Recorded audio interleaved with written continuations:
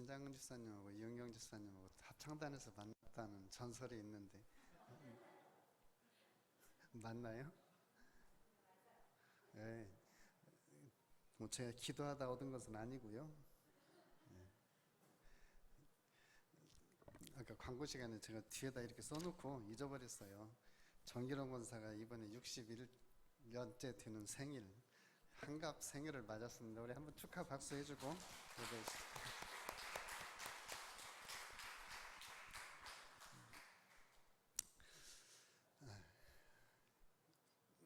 저기 우리 신앙생활 하면서 성경책을 많이 읽습니다. 구역예배 때 모이면은 성경책 읽는 것도 조사하기도 하죠. 그래서 이제 성도들이 모이면 이렇게 말하기도 합니다. 나 어제 저녁에 성경책 한 권 다 읽었어. 그러면 그 옆에 있는 성도들은 이사야서를 읽었을까 창세기를 읽었을까 그 책 읽느라고 정말 고생했네.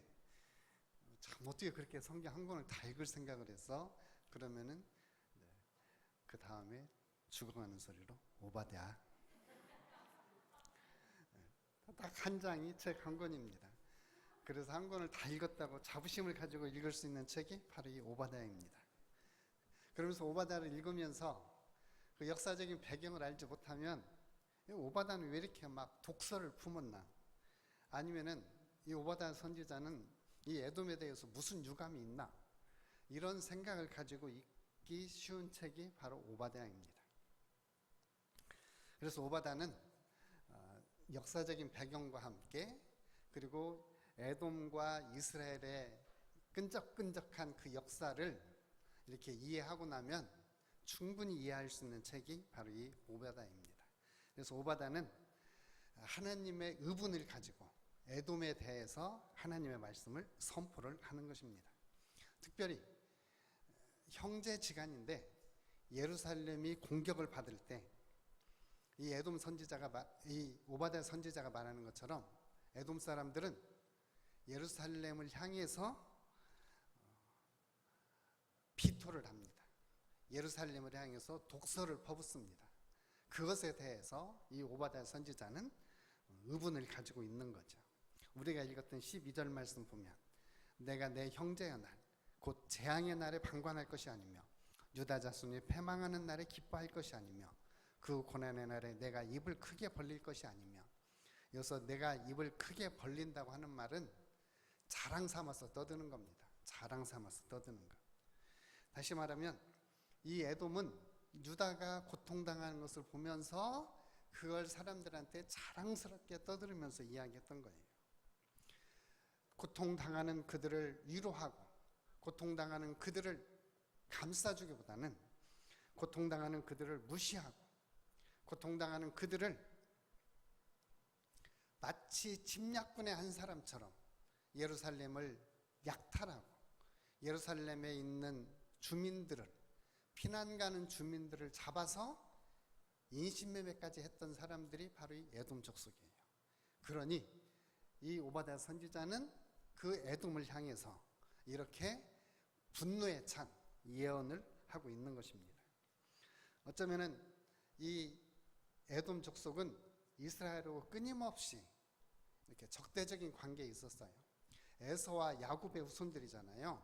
에돔 족속은 에서의 후손이고 이스라엘은 야곱의 후손이에요. 그래서 에서와 야곱의 싸움이 계속됩니다. 역사를 보면 출애굽해서 나올 때도 민수기서 20장에 보면 우리가 왕의 큰 길로만 지나가겠습니다. 만약에 가다가 우물을 마시면 물값도 드리겠습니다. 이렇게 모세가 이야기하는데 에돔 왕은 너희 지나가기만 하면 내가 칼로 가져가서 막을 것이다. 이렇게 해서 그들이 거기에서 다시 에시온 개별 쪽으로 길을 돌리는 이런 일이 있었습니다. 그런 악연은 계속됩니다. 그런 악연은. 나중에 에스더서에도 보면은 거기에 하만이라는 사람이 나오고 모르드게라고 하는 사람이 나와요.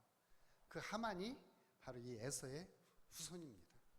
그렇다 보면 이들은 계속 이스라엘 백성들과 어떤 적대적인 관계 속에서 끊임없이 이스라엘을 괴롭히는 그러한 족속 중에 하나로 이 에돔 족속이 나옵니다.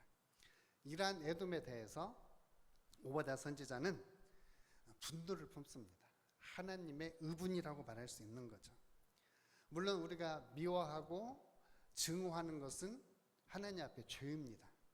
그래서 우리는 미워하는 것은 우리 사이에서도, 증오하는 것은 우리 사이에서도 그만두어야 합니다. 요즘 우리 포털이나 뭐 이렇게 기사를 보면 그냥 교회에 대해서, 또 교회 목사에 대해서 얼마나 이렇게 비토하는 글이 많은지 모릅니다. 이렇게 뭐 교회 무슨 사건만 나오면 그 뒤에 달리는 댓글들 보면은 거의 교회를 혐오 세력으로, 또 은근히 그것도 또 이 언론은 조장을 해갑니다. 그래서 언론이라든지 환경은 마치 교회가 이 시대의 적폐 세력인 것처럼 표현을 합니다. 그러면서 포괄적 차별금지법을 반대하는 교회를 악의 세력처럼 이렇게 몰아가는 것이 현실적인 모습입니다. 뭐 그렇다고 우리가 미워할 수는 없습니다.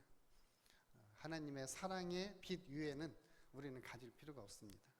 그냥 끊임없이 사랑하고 끊임없이 우리는 선한 행실을 보여주는 것이 우리의 그리스도인의 삶입니다. 이렇게 적대적인 환경에서 살았던 사도 바울도 로마서 13장 8절을 보면 우리한테 이렇게 권면합니다. 피차 사랑의 빛 위에는 아무에게든지 아무 빛도 지지 말라. 남을 사랑하는 자는 율법을 다 이루었느니라. 그래서 우리는 적대적인 환경 속에도 끊임없이 우리는 사랑하고, 우리 그리스도인들은 하나님의 선한 행실로 대해야 됩니다. 왜냐하면 끊임없이 우리는 사랑의 빛 위에 다른 것은 져서는 안 되는 거죠.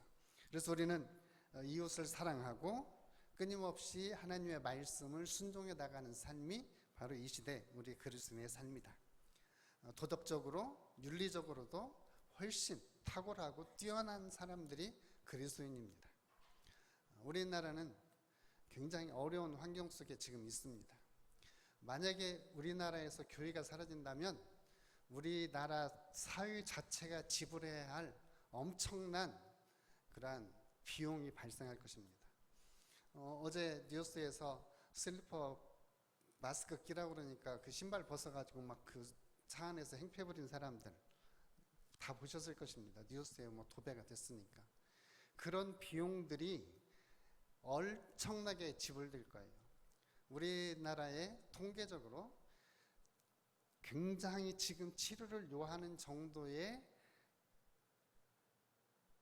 유상후 스트레스 장애 내지는 우울증을 앓고 있는 사람이 10%라는 거예요. 10명 중에 한 사람. 만약에 그런 것들을 교회에서 위로하고, 교회에서 치유하고, 교회에서 하나님을 바라보고 이것을 승화시키지 않으면 우리는 엄청난 사회적 비용을 지불해야 돼요. 공산당도 보호했던 남대문을 한 사람이 성질을 나서 가서 기름 붓고 불태우는 나라가 우리 현실 사회의 모습입니다. 그래서 교회를 적폐 세력으로 몰아간 사람들은 우리가 미워할 대상이 아니라 끊임없이 품어줘야 할 불쌍한 영혼들이에요. 그렇게 사랑의 빛 위에 다른 빛은 지지 않았으면 좋겠습니다. 오바댜 선지자는 하나님의 어떤 그러한 분노를 가지고 에돔 사람들을 향해서 이야기를 합니다. 이 에돔이 사는 지역이 지금 요르단의 페트라라고 하는 지역이에요. 그 페트라는 세계 7대 불가사의 가운데 하나라고 그러죠. 가서 보면 진짜 산 꼭대기에 땅굴 파고 삽니다. 거기를 누가 가서 점령을 하겠습니까? 그러니까 지나가는 사람들 약탈을 해가지고 그 산 꼭대기로 올라가서 숨어버리는 거예요. 그리고 그 입구는 또 좁아요. 그 입구만 막으면 아무도 그 속으로 들어갈 수 없어요.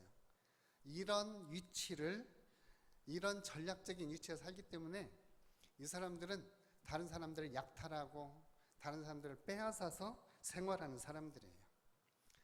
우리나라는 옛날부터 농사지어서 먹고 사는 사람들이고요. 저기 몽골이나 이런 데는 유목을 해서 먹고 사는 사람들입니다. 근데 에돔 사람들은 다른 사람들을 빼앗아서 먹고 사는 사람들이에요. 이런 사람들을 우리가 뭐라고 그래요? 도적대 이렇게 말하죠. 이런 사람들을 향해서 우리 에돔 선지자는 지금 이야기를 하는 거예요. 그러면서 에돔은 이렇게 말합니다.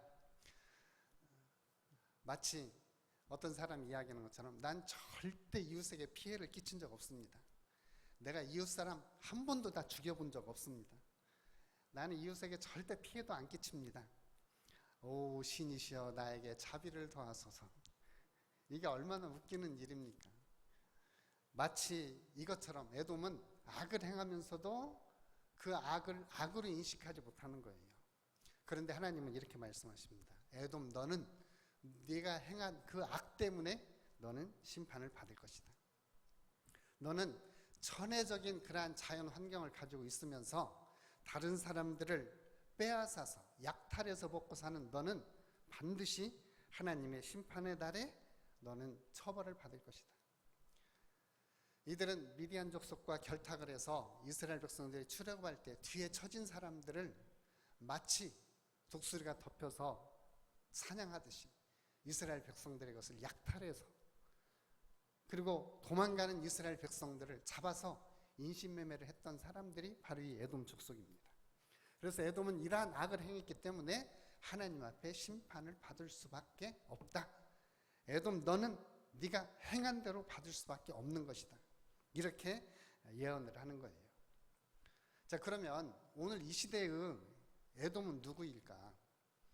에돔은 그 당시에는 오바댜 선지자가 살던 당시에는 에돔 족속이라면 오늘 이 시대의 에돔은 누구일까?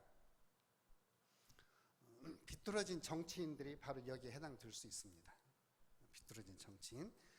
우리는 과거에 군사 정부 시절을 지낸 적이 있습니다. 그때 정치인들 가운데 많은 사람들이 바로 여기에 해당될 수 있습니다. 또 도박과 불법 고리대금업을 하는 사람들, 바로 이 에돔에 해당될 수 있습니다. 네, 불법적인 약물 거래, 마약이라고 그러죠. 또 인신매매, 그리고 사회의 안전을 파괴하는 범죄에 사적으로 관여하는 전략적으로 탁월한 위치에 있는 사람들. 우리는 뭐 조폭하면은 이렇게 막 문신 그린 사람들을 생각하지만 제가 경험한 조폭들은 사장님들이 많았습니다. 사장님들, 뭐 건설회사 사장님이신데 나중에 보면은 그런 경우들이 많이 있었어요. 그러니까 이런 분들이 바로 오늘날의 에돔에 해당되는 겁니다. 많은 사람들을 볼모로, 그들의 생명을 볼모로 그들은 권력을, 때로는 돈을, 때로는 향락을 움켜쥐는 거죠. 그런 사람들은 공권력도 무시합니다. 다른 사람들 배려하는 것 전혀 없습니다. 오늘날 에돔이 그렇습니다. 보편적인 인간으로서 생각할 수 있는 보편적인 윤리, 도덕적인 가치관을 무력하게 만드는 것이 바로 이 에돔입니다. 역사 속에서 보면 바로 이런 에돔과 같은 한 국가 체제가 존재한다면 그런 국가를 전체주의적인 국가라고 이야기를 합니다. 예를 들면 2차 세계대전 때에 바로 독일이, 나치가 이 전체주의적인 권력을 행사했던 것입니다. 그래서 나치는 국민들이 가지고 있는 표현의 자유, 국민들이 가질 수 있는 양심의 자유를 전체주의적인 권력으로 묶었습니다. 그리고 공포적인 분위기를 조성하는 법률을 제정합니다. 그래서 왜 그들은 나치의 부역자가 되었는가? 나중에 심리학자들이 연구를 해보니까 인간으로서는 할 수 없는 일을 그렇게 행할 수밖에 없었던 그 정치 체제가 바로 전체주의라고 하는 거였어요. 그래서 공포적인 분위기를 조성하고 국가가 공동 범죄에 가담을 하게 하고 결과적으로 모든 인간들은 인간성이 파괴되고 그리고 그 파괴된 인간성 때문에 나오는 인간의 잔악함이 모든 세계에 불행을 주었던 것이 바로 2차 세계대전의 전체주의의 모습입니다. 그 중에 하나가 나치였고 또 하나가 일본이었습니다. 그런 전체주의적인 국가가 인류에게 피해를 끼친 것을 우리는 2차 세계대전 이렇게 이야기를 합니다. 우리나라도 마찬가지입니다. 우리나라의 헌법의 핵심 가치는 자유민주주의고 모든 권력은 국민으로부터 나오는 것입니다.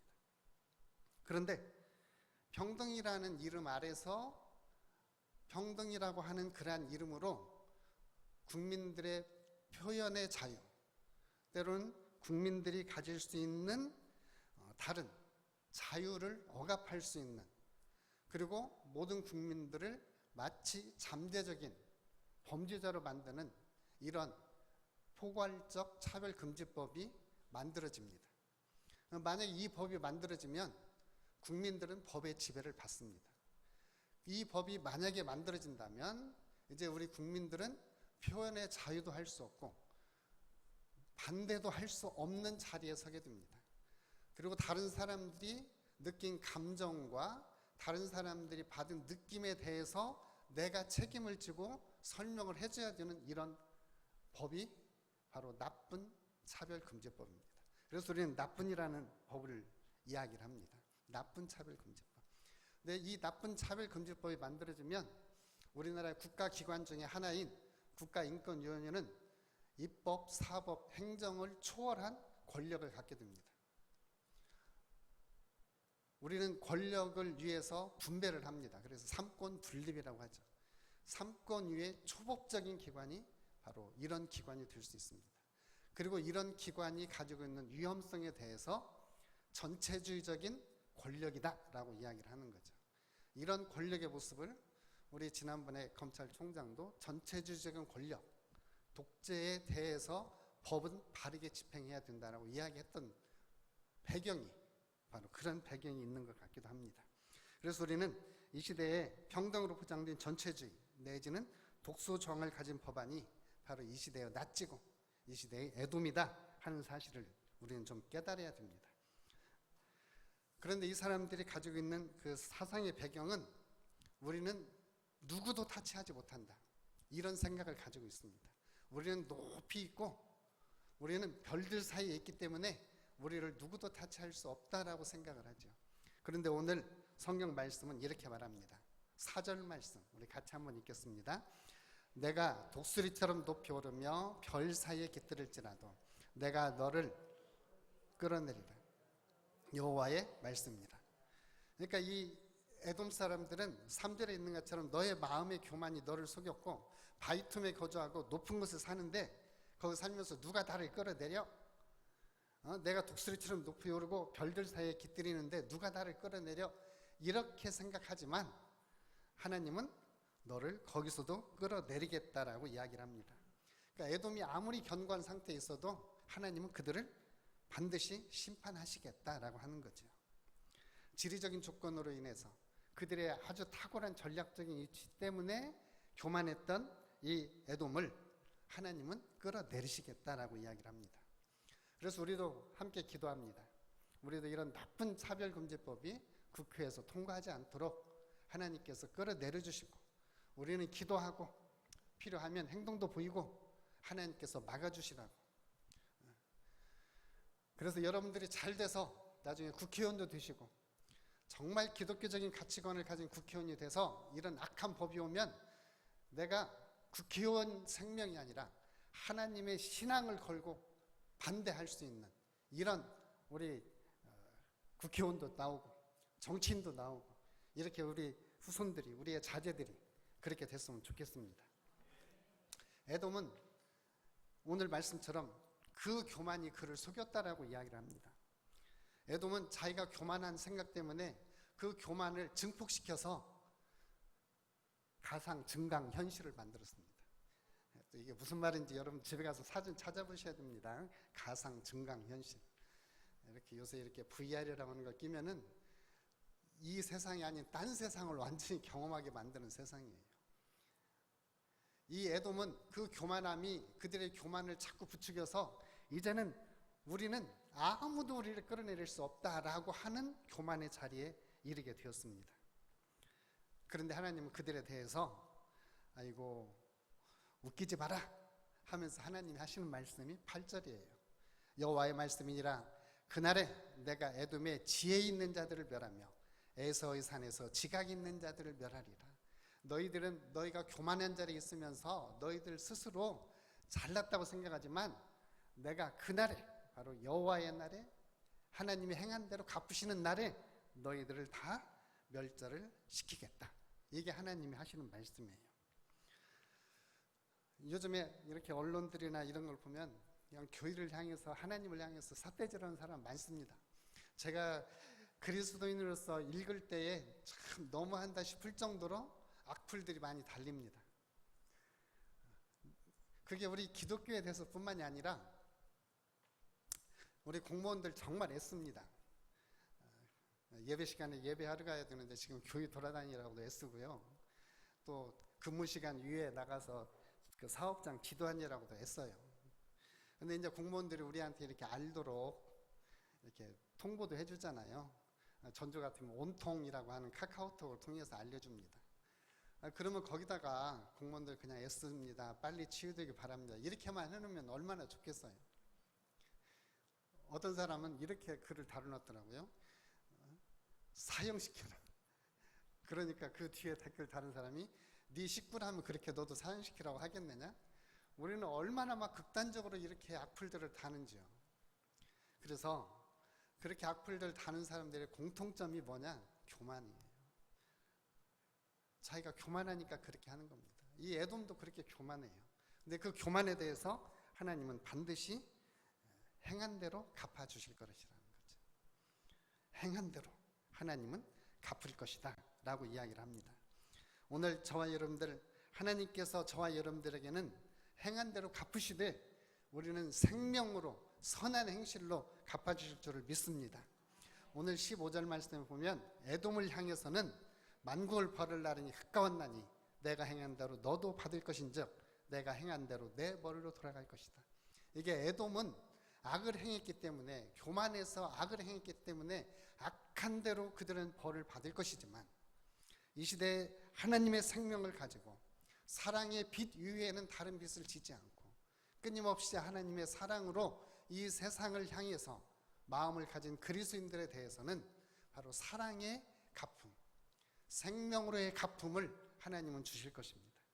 그래서 오늘 저와 여러분들은 이 시대가 악하게 되어진다고 할지라도 낙심하지 말고 선을 행함으로 하나님의 사람으로 살아가시기를 주님의 이름으로 축복합니다. 때때로는 저도 이렇게 악플을 읽어보면 하나님이 빨리 오셨으면 좋겠다. 어떻게 사람들이 저렇게 악하게 말들을 하고 악하게 표현을 할 수 있을까? 이런 생각을 합니다. 하나님은 왜 침묵하시는가? 그래서 저도 기도하면서 물어봅니다. 하나님, 왜 이렇게 침묵하십니까? 그러면 하나님은 곤란하시니까 또 침묵하십니다. 그런데 우리는 성경을 읽으면서 최종적으로 깨닫습니다. 최후의 승리자가 승리자다. 마지막에 웃는 자가 진정한 승리자다. 그런데 우리 주님은 진정한 승리자로 우리 가운데 오실 것입니다. 정말로 우리에게 마지막에 생명을 주시기 위해서 예수님은 우리에게 오십니다. 그리고 하나님의 백성은 지금은 어려운 것 같고 지금은 힘든 것 같지만 하나님은 하나님의 백성들을 반드시 승리로 이끌어 주실 것은 우리는 믿습니다. 우리의 역사 속에서, 그리고 우리의 신앙의 선진들이, 그리고 우리의 믿음의 삶이 이것을 우리에게 증거를 해줍니다.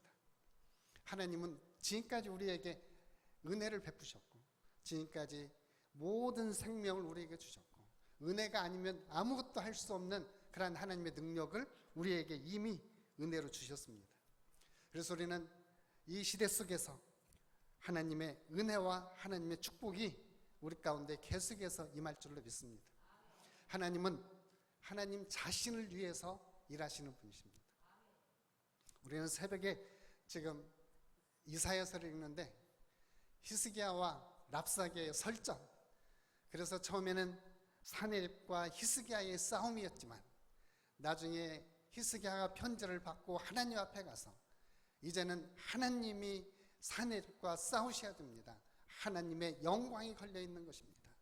그렇게 히스기야가 통곡하며 기도할 때 하나님이 역사에 개입을 하십니다. 그래서 역사가 헤로도토스가 기록해 놓은 것처럼 쥐들이 와서 아수르 군대를 다 갉아먹습니다.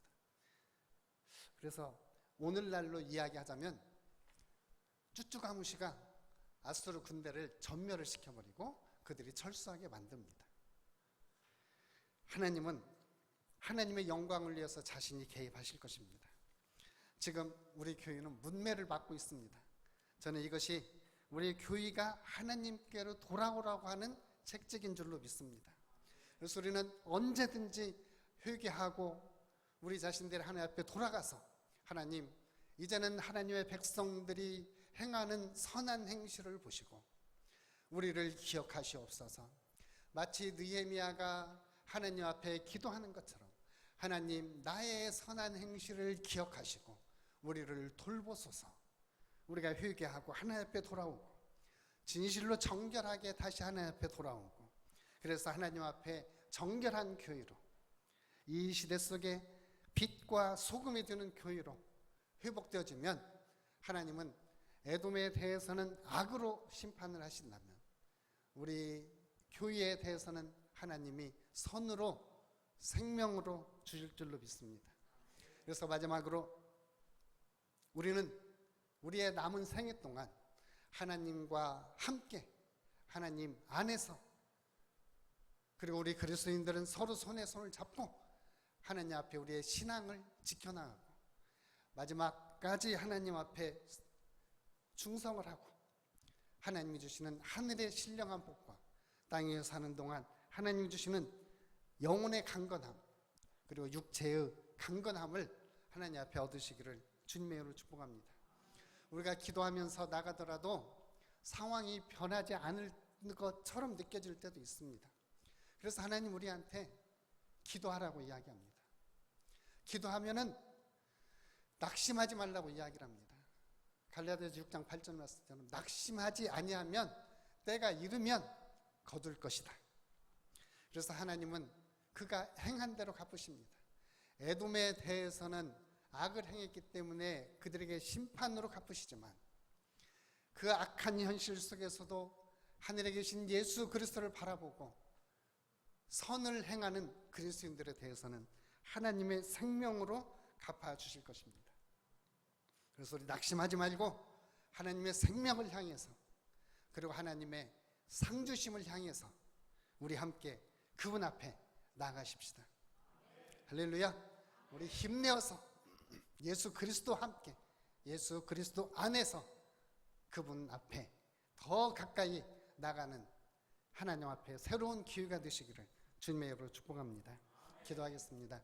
아버지 하나님, 고맙고 감사합니다. 오늘 주신 말씀 우리의 마음에 새기고 이 시대 속에서 하나님의 사람으로 선을 행하고 하나님의 선한 갚으심을 받으며 살 수 있도록 도와 주옵소서. 예수님의 이름으로 기도합니다. 아멘.